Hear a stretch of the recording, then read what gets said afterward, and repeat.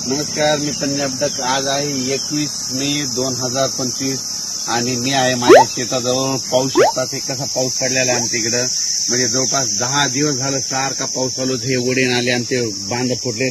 10 दिवसापासून आमच्या शेतामध्ये वापसा नाही आणि या ठिकाणून परत महाराष्ट्रातल्या शेतकऱ्यांना अंदाज देणार आहे. राज्यातल्या सर्व शेतकऱ्यांना सांगू इच्छितो की आज 21 मे, आज पण 21 मेला दुपारी 3च्या नंतर राज्यात पुन्हा जोरदार पाऊस पडणार आहे म्हणून हा अंदाज. म्हणजे हा पाऊस 25 तारखेपर्यंत खूप पडणार आहे. त्याच्यानंतर 26, 27, 28, 29, 30ला थोडा कमी प्रमाणात होईल. पण त्याच्यानंतर म्हणजे सांगायचं झालं 30 मे पर्यंत असा थोडा भाग बदलत पाऊस पडणार आहे. म्हणून राज्यातल्या सर्व शेतकऱ्यांनी काय करायचं, आता काय झालं नेमका पाऊस खूप झाला, जमिनीमध्ये ओल देखील खूप झाली. पण काय झालं, शेतकऱ्यांचं शेतच दुरुस्त नसल्यामुळं अडचणी येत आहेत. म्हणून राज्यातल्या सर्व शेतकऱ्यांना सांगू इच्छितो की तुम्ही काय करा, जशी वेळ भेटेल तसं काय करा, तुम्ही तुमचे शेत दुरुस्त करा. कारण की राज्यामध्ये आता जवळपास हे 25 मे पर्यंत तर मुंबई पुणे नाशिक नगर जिल्हा मुसळधार पाऊस पडणार आहे म्हणून हा अंदाज लक्षात येतो.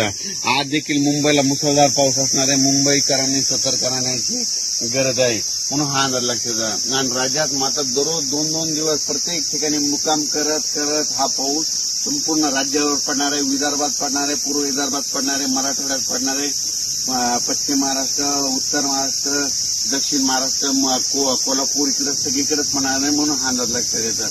म्हणजे सांगायचं झालं तर 25 मे पर्यंत खूप जोराचा पाऊस असणार आहे. ओढे नाले वाहणारा पाऊस असणार आहे. त्याच्यामध्ये वाऱ्याचं प्रमाण जास्त असणार आहे.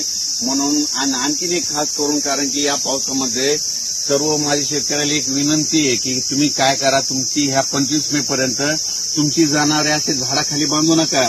कारण की काय झालं, आज आमच्या तालुक्यात देखील खूप ठिकाणी विजा पडल्या, जनावरे खाली असल्यामुळे त्या जनावरे दगावली आणि विजा पडत असताना, कडकडत असताना झाडाखाली तुम्ही देखील थांबू नका.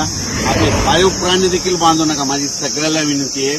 कारण की मध्ये काय झालं, महाराष्ट्रभर बघितलं तर विजेमुळे खूप शेतकऱ्यांचं पशुधनाचं खूप नुकसान झालं. माझी परत विनंती की विजा कडकडत असताना झाडाखाली थांबू नका. डायरेक्ट घर जवळ करा, पण कुठं म्हणजे झाडाखाली निवारा घेऊ नका, ही माझी विनंती आहे.